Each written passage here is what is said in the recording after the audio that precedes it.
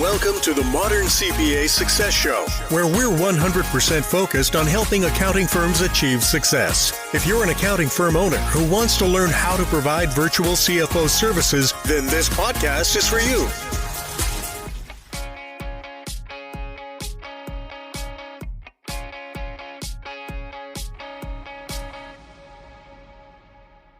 All right, everybody, welcome to today's podcast. Today is a very special topic because, as everybody knows, there's a lot going on out in the world with the coronavirus. And so it's forced a lot of people to have to change their work environments and work from home, which is something that Summit's been doing for a very long time. So we wanted to do our part and kind of give some tips that we have on working from home. And oftentimes it is situations like this that force people to realize that working from home isn't that difficult to do. And actually, Summit's work from home model was actually kind of forced into play as well. So I am joined by Adam and Jody on this podcast, but I want to start with Jody, and you kind of tell the story of how Summit did start working from home and how we were how it ended up working out for us. Yeah, sure.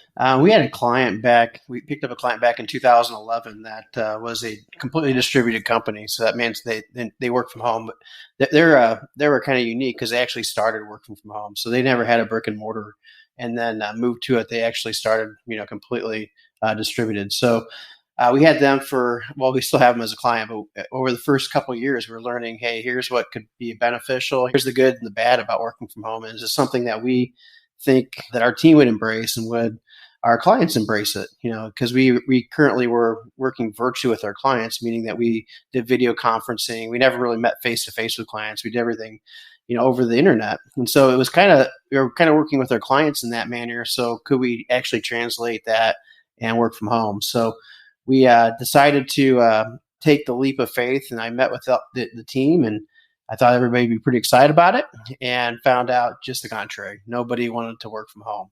And it was like I heard all of the issues that could potentially happen by working from home. We wouldn't collaborate, had kids running around, internet, you name it. I heard it. And it was one of those things that I was like, well, do we force our entire team at that point of 18 people to work from home and possibly lose them? Or do I concede and just kind of build onto our existing building and make it accessible for, possibly growth of maybe 30 people over the next 10 years or something like that? And I thought, well, let's go ahead and just spend the money and do it. So we did. We kicked everybody out of the office, spent about $100,000, and remodeled the entire office. It took about 6 weeks to do. And originally it was supposed to only take 4 weeks. And so I told the team, hey, 4 weeks, you got to work from home for 4 weeks. And they did. They worked from home. And then it was kind of funny because about the 4th and 5th week, people started coming and saying, you know what, is it okay if I just work from home going forward? I kind of like it. I'm like, that's cool. And so then 6 weeks came on. And right before I bought the signage to put in the front there, we had about the entire team. It was like 6 people, all but 6. So 12 of the 18 people decided, hey, I think this is cool. I think we can do this. And so I thought, well, that's pretty cool. So we had room for 30, and we had 6 people in the entire office. It was pretty echoey for a real long time. And that's kind of how we started. Adam, what's your take on that? Yeah, I was one of those that didn't want to work from home, and I came back whenever it got built back. The biggest difference was just your ability to nest at home. I wasn't too concerned about the internet. I was concerned about, the kids. That was a real thing. Also for me, it was like workspace. I think that's, one of the most essential things you can do from working from home. You have to have, people are always like, hey, work-life balance. I don't know when to separate. Being able to have a dedicated space where you can nest and actually set up, that was the difference. Whenever I would work and do taxes at night or do some work at night, I was working off of a kitchen table or off of the coffee table in the living room or something like that. Kids were coming in, or it would just, you have to clean it up every day. That's difficult. But once I was able to establish a desk and a place that was my own, that I didn't ever have to pick up or reset every single day, it made a bit of a difference. And then, coming back into the office, it was kind of more of like an aha, like, why am I here? Like, I don't really need to be here. And then whenever the team wasn't even here, or partially not here, especially because, whenever we had our first distributed employee, that was by happenstance. Her husband had moved away and she needed, we decided, hey, we'll just keep her on. She noticed there was a bit of a disconnect from a culture standpoint. And so that's Jody, whenever you found Sococo, and we were using that as our virtual office. And we started mandating that even if you were in office, you had to communicate through the virtual office. You can't like go and congregate in a bunch of offices and do that kind of thing. Just so we were. Well, everybody had no problem with that, right? Yeah. Well, I can tell you, we're not on. Gosh, we're on camera now. I know this podcast isn't on camera, but we're on podcast. Our biggest probably hiccup was it wasn't that people minded necessarily like hiding behind the camera and meeting in the virtual office. People were totally down with that. It was nobody wanted to turn on their camera. And for those of you that don't know Jody, he's usually a pretty passive guy, but he lost his stuff one day and just basically told everybody, like, walked around the office one night when everybody left and like planted their cameras on their chairs and basically told everybody, like, don't come to work if you're not going to turn on your camera. And so, it's kind of one of those things whenever, they're used to me barking all the time. So it's kind of like, yeah, he'll chill out. But whenever Jody did it, everybody's like, oh, well, you better turn on our camera. So, yeah, it was amazing how all the camera issues worked. It got figured out real quick. I think it's still part of our culture too. Like, I know that oftentimes I'll be with Sococo, you can tell what people are doing in their room. And so oftentimes I'll be sitting there seeing two people talking and their cameras aren't on. And I'll just go knock in there and be like, hey, what's going on in here? Are we like wearing our pajamas? Why aren't cameras on? And it's like, instantly the cameras turn on. And you don't see that often because it really is just part of our culture that cameras need to be on. If we're talking to each other, the cameras are on. And that is a big part of our culture for sure. And I think it makes a big difference. And I think that was one of the big parts when people had a real hesitation on, going virtual, can we actually do it? Because all those excuses, came out. Well, camera, can't get the camera to work, or internet, like we mentioned before, whatever. But when they were forced to do it, it was amazing how they figured it out, And with ours, it was the issue of building a building. We had to gut it out completely. They couldn't actually be in there because of the construction's going on, so they had to work from home. And with the virus going on right now, again, another exact same thing. Forced to work outside of your home, you kind of figure out all the issues that would be preventing you from doing it. It kind of knocks those obstacles out, one at a time. It'll be interesting to see how many people, like, once this all passes over and it's time to go back to the office, how policies change. People being able to work remotely and willing to work remotely more often. Like us, it'll be interesting to see how people's attitude change once they have the ability to force themselves to nest, set up the technology, set up the workspace, do all those kind of things, really get into a groove. Because once you do, we still have an office, but man, I hate going to it. So there's just no reason to, so it'll be interesting to see how that translates. Yeah, and we still have an office because I own the building. That's right. Pretty much the you got stuck with the building. The only reason, the $100,000 reno. Yeah, exactly. Yeah, so letting that burn out over the course. I'm sticking it out. I'm sticking it out. Damn it! Here we are. Yeah. So I think we've given two pretty good tips so far. I think Adam's first tip about really having a dedicated space that you can nest, and I'd like to add to that obviously a door. I think a door is huge. And I think especially if you have family at home, whether it's during the summer or whether it's right now, obviously with the coronavirus, a lot of kids are home from school. And I think I've had kids here all week and they know when my door is closed that they just don't come in because I'm either in a meeting or I'm talking to someone and they just know that that's like my office. And occasionally I'll work with my door open and they will pop in. But I think add to that, I think that's a big thing. And then two, I think we've talked about the cameras. I think the cameras is key. It really helps you keep that it keeps that family feel. You get to know each other. Even, again, it took a while before I met anyone at Summit, but I knew who people were. I met Jody at the airport. I could recognize him other than his height. I knew what he looked like. I knew who I was much for. Taller than you expect. Yeah. He's at least that's what you want to believe, Jody. With that though, I'll give you like what I think a pro tip is, especially now starting to hear all these people that aren't used to working from home, trying to navigate that, especially with children at home. I know it's really hip and cool to have your AirPods in and all this other stuff. And some people like to just flip up the laptop and talk on the laptop. I personally, from day one, I had kids running around home. Like at a certain time of the day, they just got home. I would always hold all the headsets. They come with the earpieces. They'll have a little mute button on their boom, and even the corded ones, you can hold it in your hand like a Jeopardy clicker. And I mastered turning on and off my mute on a regular basis. Like I'm talking, then I click mute really quick. talk, you're not trying to find it on the screen and click mute. You can just hold your hand up by your face and click the boom button on and off. And that whenever the kids are screaming or somebody comes running in, you can just click mute and then tell them to be quiet. Click. Yeah. And anyway, we should just do blah, blah, blah, blah, blah. It's not always that nice, but yeah, you have to slide off camera sometimes. Mm-hmm. But yeah, that's definitely for me, one of the things that I've noticed about people that aren't used to working from home with disruptions is they're trying to still talk to their laptop and manage all the noise around them. And it's like, if you had the headgear, from a technology standpoint on top of the camera, it's click, boom, click, boom, click, boom. And it's not that big of a distraction. Mm-hmm. I think another thing is that the equipment that you have has got to be consistent to the equipment that you're used to working with. So if you're used to like a big screen with multiple monitors set up, or if you have a multiple monitors set up at work and you come home and you're working just on your laptop, that's really tough. That's a tough one to adjust to. So I think, you've got to have the same technology set up at home to really, really get the most benefit out of it. Otherwise, it does feel like you're in a hotel room and you're like, oh no, you're worried about it. Doesn't have that same feel, doesn't have that same workability, I guess, if that's even a term.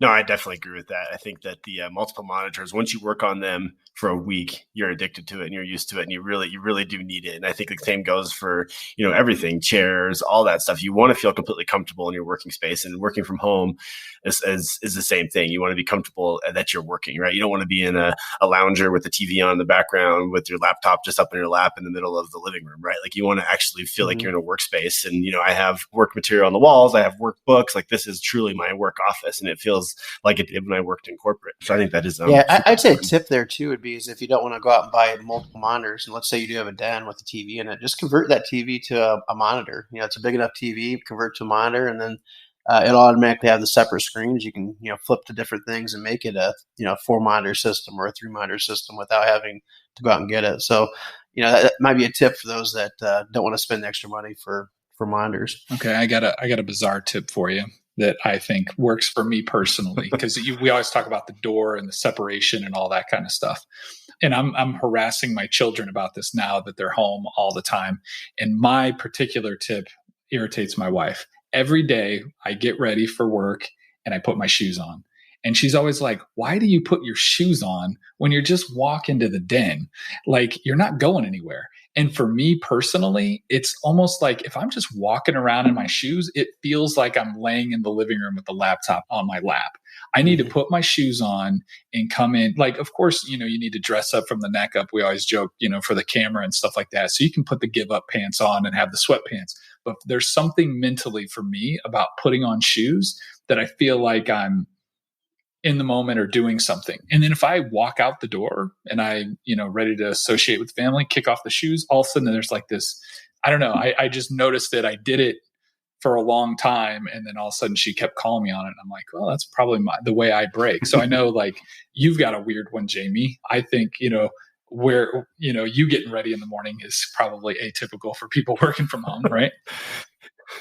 Yeah, no, what I made a point of, and again, when I took this job, a lot of people thought I was crazy because they're like, you're an extrovert. Your favorite part of work is talking to people. Like, you're at work for 11 hours. You're probably spend 5 of them just talking to people because that's who you are. And so one of the things that was important to me was to keep my routine. And so I basically did not change what I was doing, whether I was driving to an office or driving back to my house. And so I kept my workout routine. I do the exact same thing that I did when I was working at an office. Like I go to the gym, I work out, I shower there, I get dressed, I talk to people, then I come home and go back to my office downstairs. And so I basically have kept my routine exactly the same. Now, obviously that's a little different now because the gyms are all closed here in Colorado. But again, I'm still trying to do the same thing. Instead of going to the gym, I'll go outside and go for a run. I'll do something in those early morning hours that I used to do the gym because I don't want to lose that routine. I'm the same way, Adam. I was laughing as you were saying that because I do the same thing. I've never worked a day in my life without my shoes on. Like I have my shoes on here. I get dressed. I do the full exact same morning routine I did when I was going to the office. It's just I'm sometimes just going downstairs. So yeah, I think that's one of the keys for me was making sure that I kept those routines up that I had when I was working. Yeah, it's kind of funny because Jamie mentioned that he's an extrovert. I mean, Adam and I are also extroverts, big time extroverts. And so, you think that would hamper the feeling or the being, not having to be around people. It's like, I feel like I'm around people more than I ever did in an office. I mean, I'm actually meeting several different people a day. Eye contact is huge when you're meeting people. And then we have, it's just not all that, but, we do have meetups where we actually do physically get a chance to meet everybody in person. That's also part, especially in a long-term deal, if you decide to use this as a long-term medium to do. So pretty huge.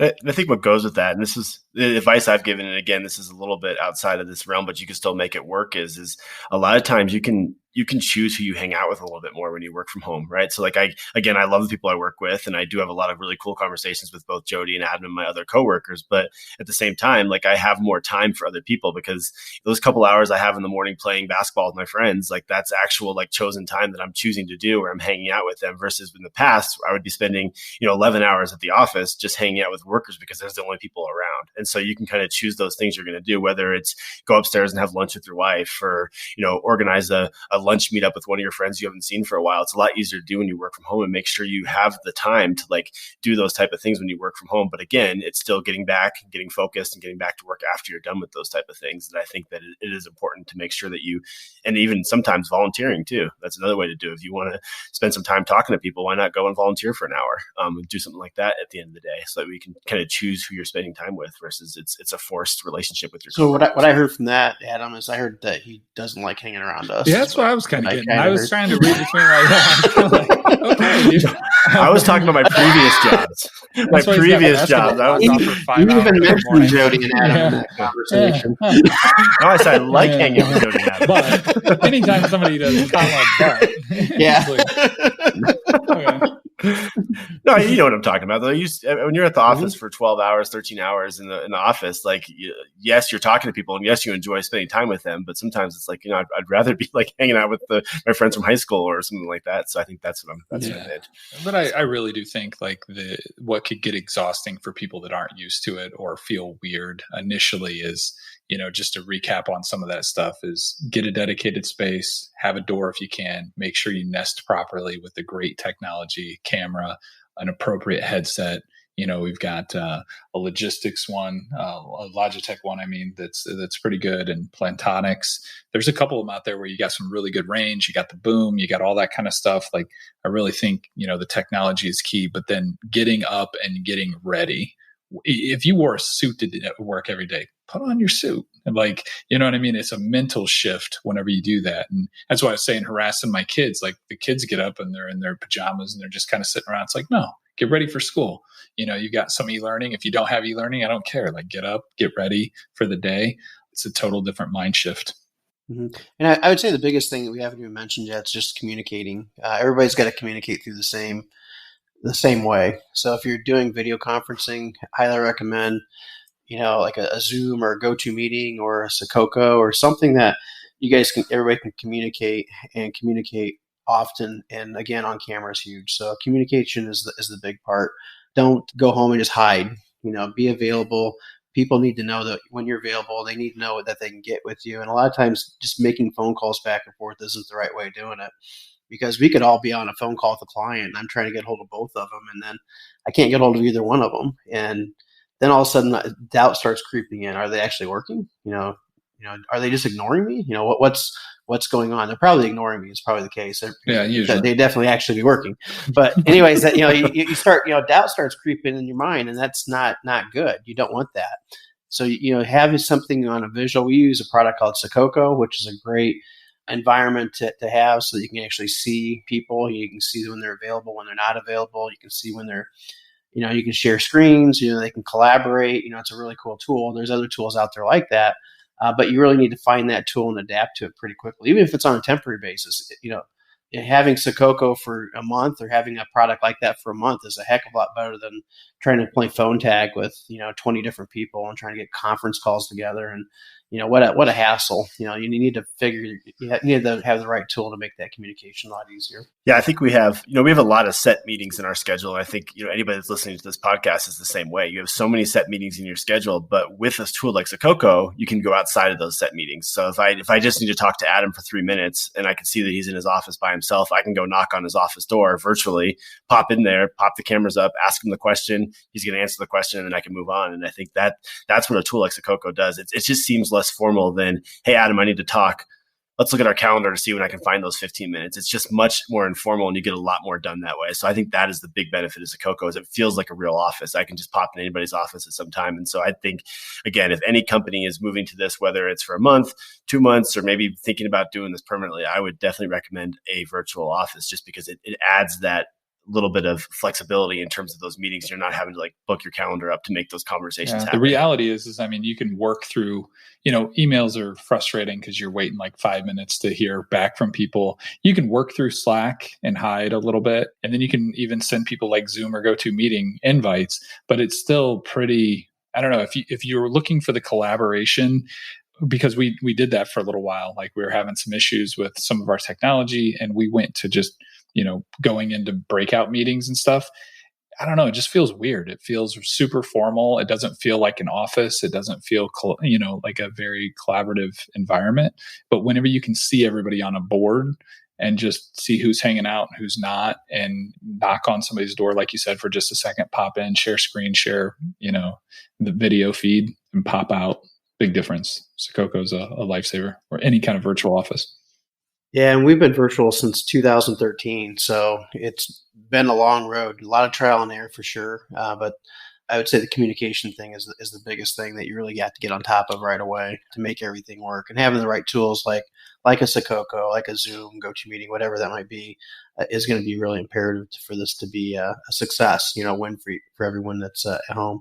Because it's kind of funny because you may go into this looking at it and thinking, wow, this is a really bad thing. Now I've got to figure out how those disruption, you may come out of it with like, wow, that was kind of a blessing in disguise because now we figured it out. Instead of our team, having Fridays at home or whatever your policy might have been at the time, maybe like, yeah, could work, and we could really save a lot of money over the time if we actually did go distributed. And look at all the new employees we could actually hire, throughout the United States versus just in our local area.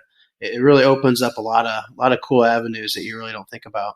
We get a couple thousand resumes a year for jobs, and really cool people, partners of accounting firms, graduates from college. I mean, we get some really solid people. I'd say at least 40 to 50% of those anybody in this audience would hire if they're looking for an accounting person. We get that opportunity all the time, where I know the job market's pretty tough for everyone else. So it does open a lot of opportunities for sure. You just have to make sure you tackle it right. Don't jump into it without really thinking how to succeed. I know you don't have a whole lot of time to figure it out, but take these tips for sure and see what you can actually do with them, because this could be a really big turning point for your company. Yeah. And I think some of the other things that we save some money on too, which is a kind of a big deal, is we went without a server a few years back. We were doing terminal servers and doing all that kind of networking and stuff. And we made a pretty big push to make sure that all of our software was cloud-based.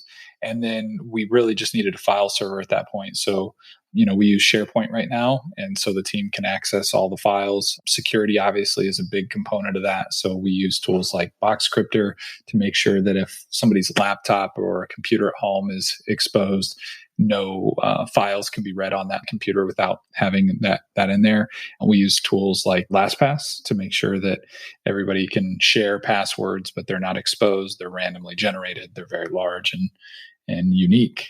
Those are some other big tools from working from home. Yeah, and I'd say also, if you're not familiar with our company, we're basically a CPA firm. We do 401k audits. We do about a lot. We do close to 200, a couple hundred 401k audits a year. We do virtual CFO services. We have over 110, 115 clients that we've got on virtual CFO services. Then we do taxes as well. So we kind of run the gambit when it comes to CPA firms. So all the functions that a typical CPA firm can do, we can do too. The unique part about us is that we don't actually go to a person's location. So everything is done completely virtual. So not only are we working from home with the team, but we're working with our clients completely virtual, from the audits to the tax to the CFO work. And we've been able to be very successful, a lot of growth, and we'll top about $7 million in revenue this year. So again, high trajectory growth rate, based on, being able to implement this model as well as we've done. Yeah, everybody talks about efficiency and time. I mean, think about all the commute time you save in the morning. Think about all the commute time you save going back and forth to clients. If you're in like the accounting space and you're doing that kind of stuff, it's just really nice to be able to shift meetings. We're running a little late this afternoon. I just bumped a client and said, hey, I'll virtually meet you 15 minutes later. No big deal. Can't do that really whenever you got a line sitting outside your door, or you got to drive to somebody's location. Yeah. Traffic sucks. Yeah. Traffic. Yeah. I think the other thing too, we talked about the tools we use. An interesting experience I had. I was, when this quarantine kind of started, I was talking to some guy that's a professor at a college nearby, and he was talking about having to work from home, and he was talking about a whiteboard. He's like, "Oh, I don't know how I'm going to work without a whiteboard." So I'm like, "Dude, I promise you, there is some app out there that is a virtual whiteboard that you're going to be able to use in your classroom." And we Googled it on our phones, and we found one. And so I think that's the other thing is it's crazy the amount of tools that are out there nowadays for people that are working virtually. So don't be afraid to just do a couple different Google searches if something is missing from your workplace. We've found the things that work for us. Sococo works for us, the SharePoint, the Box Scripter, all these different tools work for us. But I think the interesting thing is if there's a challenge you're presented, I promise you someone else has had that challenge and has probably thought of a way to fix it. And so I think there's a lot of other things out there that you can use that are more specific for your organization, whether you're a creative agency or your CPA firm is a little bit different than ours. I think you're going to be able to find a tool that will really help you meet those needs. Agreed.